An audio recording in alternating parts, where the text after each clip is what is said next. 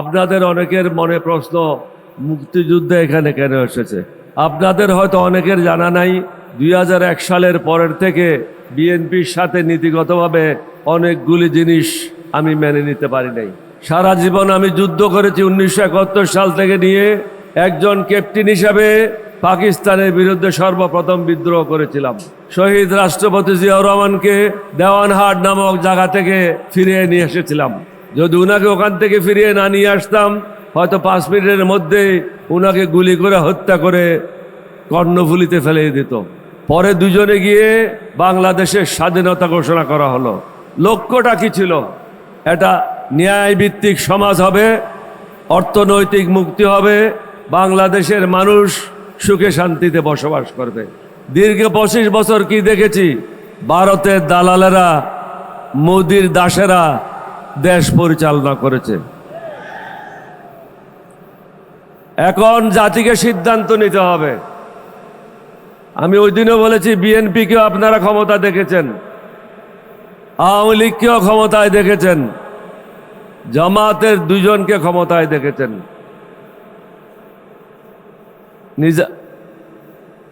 মুজাহিদ সাহেব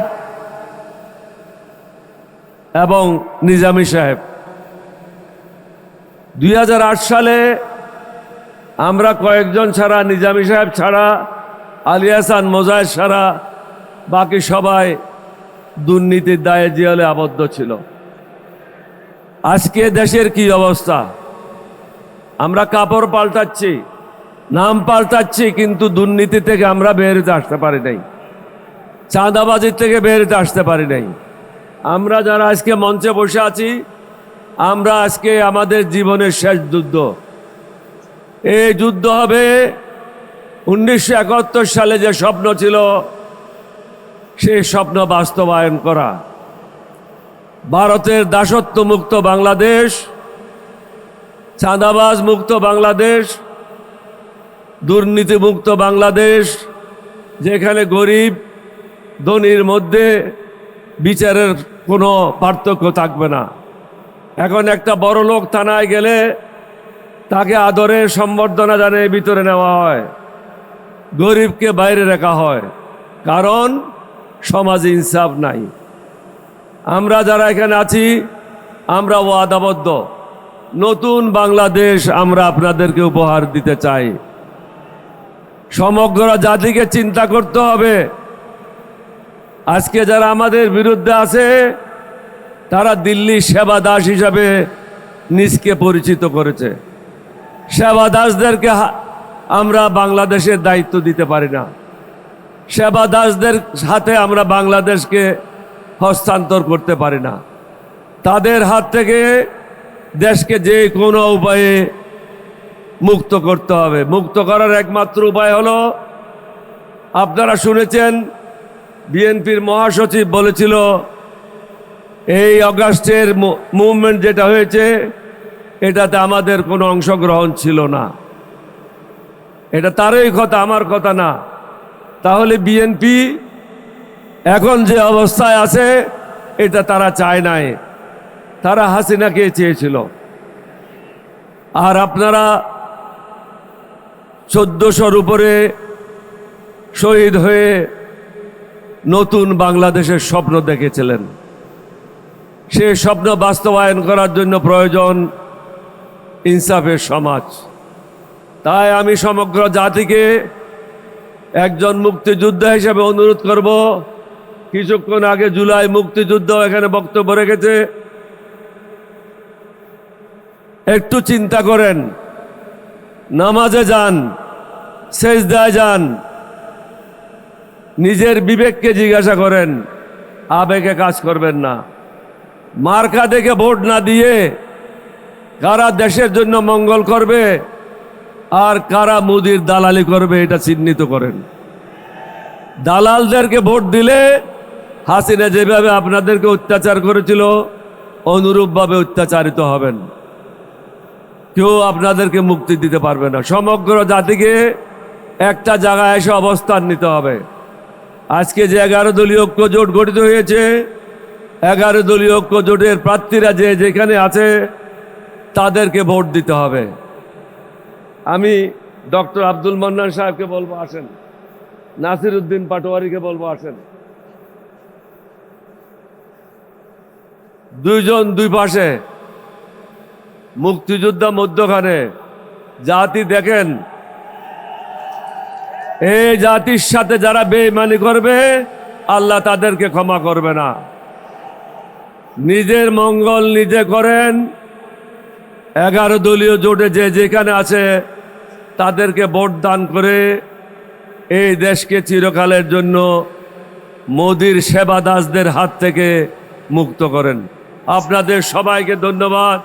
বাংলাদেশ জিন্দাবাদ, 11 দলীয় ঐক্য জোট জিন্দাবাদ। আসসালামু আলাইকুম ওয়া রাহমাতুল্লাহি ওয়া বারাকাতুহু। 6 আসনের প্রার্থী, বিশিষ্ট শিক্ষাবিদ, সমাজসেবক, আপনাদের প্রিয় মুখ, প্রিয় মানুষ জনাব ডক্টর আব্দুল মান্নানের হাতে আমরা ইনসাফের প্রতীক দাঁড়িপাল্লা আমরা তুলে দিলাম। ইনশাআল্লাহ 12 তারিখ এই আসন সহ বাংলাদেশের 300 আসনে আল্লাহ যেন আমাদের জন্য বিজয়ের সুসংবাদ দান করেন। আর আপনারা ওই বিজয় ঘরে নিয়ে ইনশাআল্লাহ ফিরবেন, ফিরে আপনারা ঘুমাবেন। ঠিক আছে না? না ঘুমাইতে পারবেন না, বলবেন আরে এখন থেকে এত কষ্ট করব, সেদিন বিজয় হওয়ার পরেও একটু ঘুমাইতে পারবো না? না, পারবেন না। ফাসাব্বিহ বিহামদি রাব্বিকা ওয়াস্তাগফির।